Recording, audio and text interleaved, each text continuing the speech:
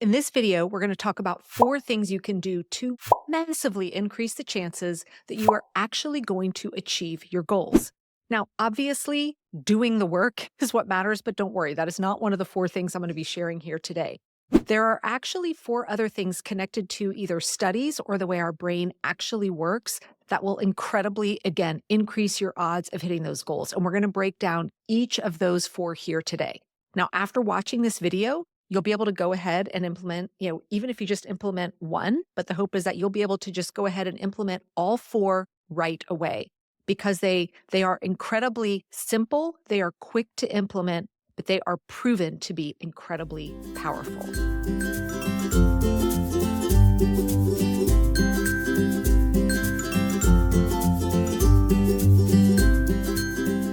Now, if you're new here, my name is Megan Sumrell, and I am a former corporate IT executive turned entrepreneur. And I've been teaching and training women since 2019 on all things time management, organization, and productivity.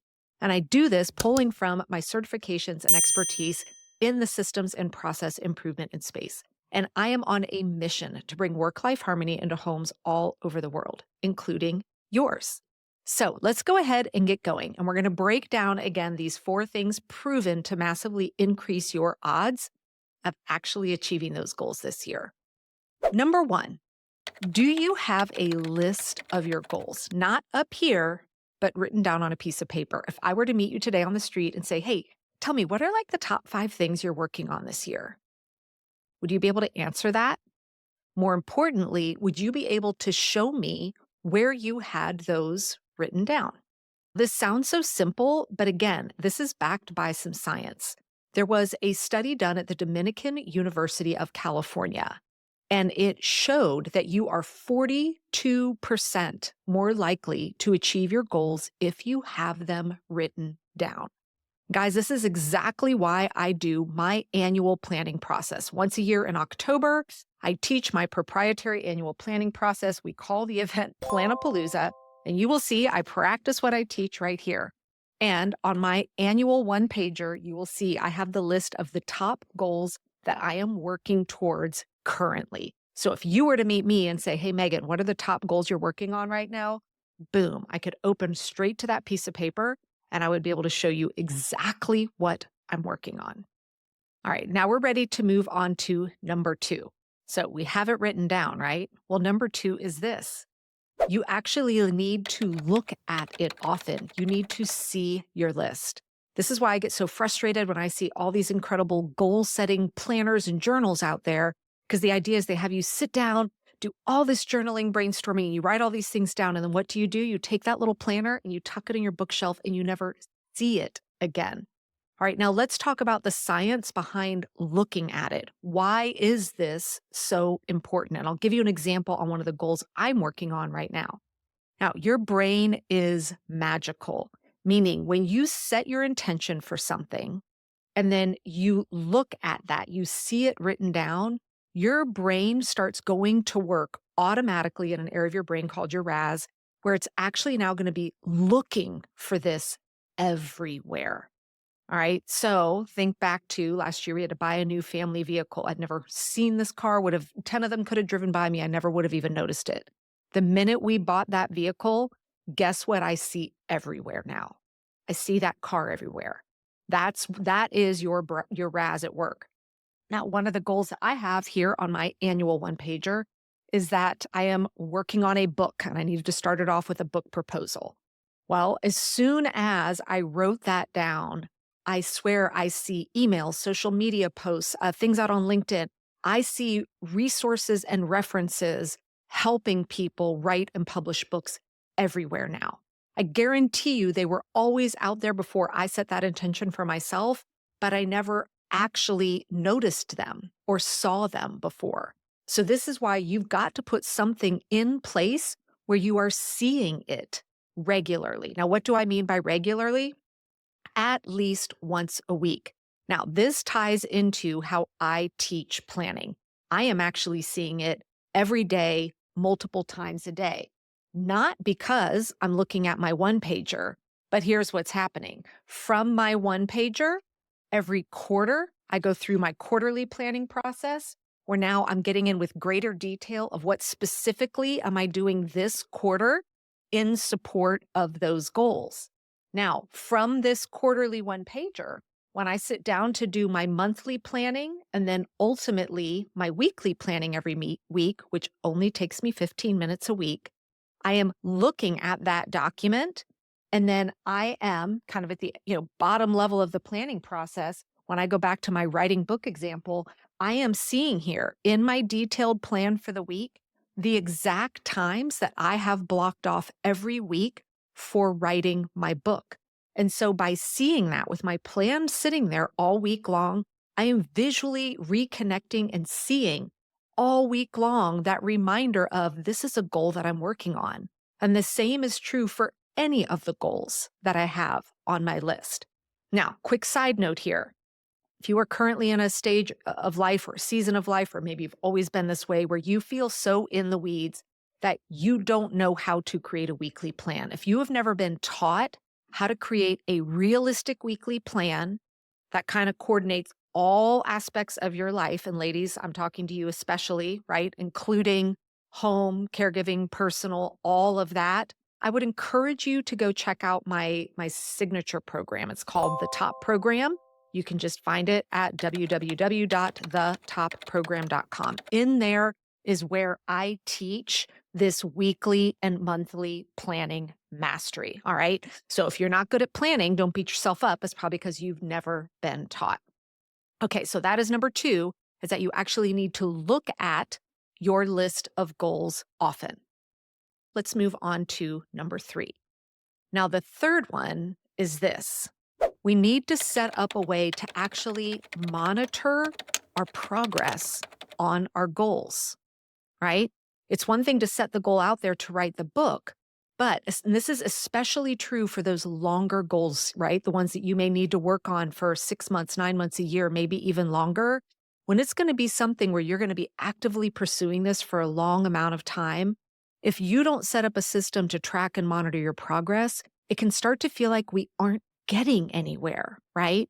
So it really is the magic of seeing, wow, look at everything I've done, is what helps keep us motivated, fueled, and kind of keeps that engine going when it is one of those longer term projects. If you've ever been like in a running race, years ago, I ran a marathon and they had mile markers all the time. So we were able to monitor our progress.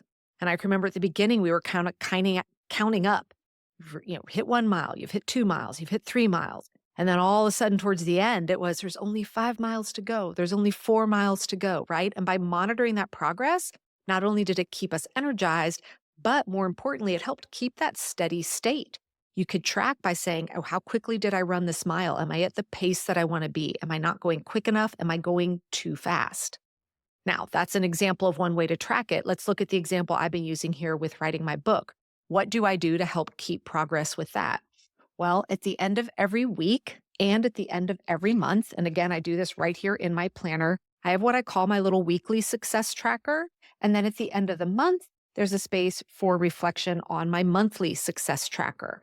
And this is where I take just a couple of minutes and actually reflect on what goals am I working on right now, and what progress have I made? Because when we flip back and I can look and see, wow, I actually had 12 days this month that I spent really intentional time writing, and I can write that down.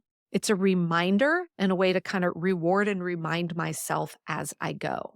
Now let's look at the final one here, our number 4. And this is something that most people don't talk about, but it is this. You need to prepare to replan. I repeat, you need to prepare to replan. So let's dig into this a little bit. And ladies, this is especially for us, all right?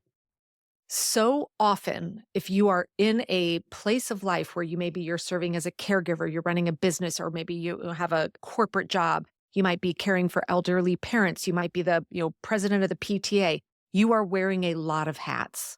And we are in that stage of life. It usually means that it comes with a lot of uncertainty, right? I can create a beautiful plan for my week, but then tomorrow I have to take the dog to the vet, and the next day I get a phone call from school that the kid's injured at PE, and then we have another teacher work day. right? Then I sit down to record one day, but the internet's down. Life happens, right?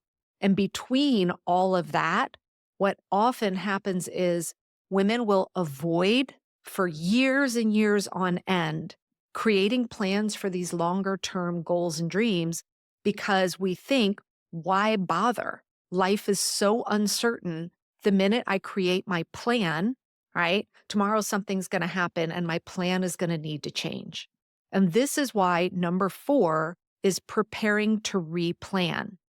So ultimately, when I sit down and create kind of some milestones for a project or a goal that I'm working on, I do that with the awareness of right now, these are the dates that I'm working towards. But you know what? If something happens and I need to replan, that's not a failure on my execution. All right. It's the reality of the season of life that I'm in. So let's go back to that marathon example, right? Again, I ran one many years ago. I had a plan for how long that was going to take me. I trained for it. I did everything that I could.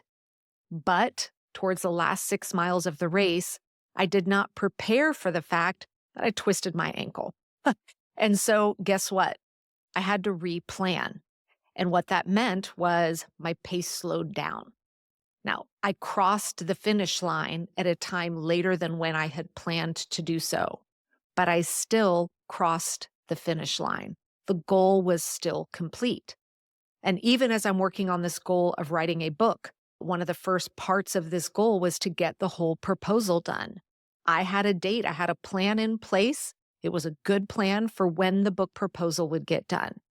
Well, personal stuff came up in life. I am a mom, I am a wife, I am a caregiver, all of that. I run a business, and something presented itself unplanned that proved to be more urgent and in more need of my time than the book proposal. So in that moment, I did a replan, and I said, this goal is still something that's important to me, but I am going to replan some of the dates. And the proposal was done about 2 months later than planned. But if I had just avoided it altogether because of life's uncertainties, it would never be done.